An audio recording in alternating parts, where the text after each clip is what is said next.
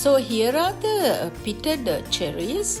So let's see how I took off the seeds from the fresh cherries. Make sure to wash your cherries before you start taking out the seeds. Now first cut the cherry in half, and then you can use like a spoon to take off the seeds from the other half. Discard the seeds into another separate bowl.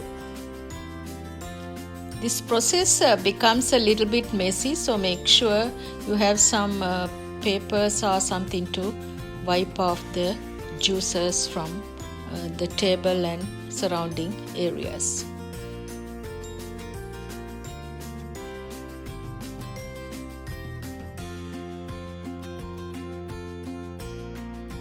I'm going to plant those cherry seeds to see whether I can get some cherry plants.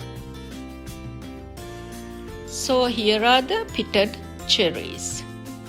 Hope you enjoyed watching this video.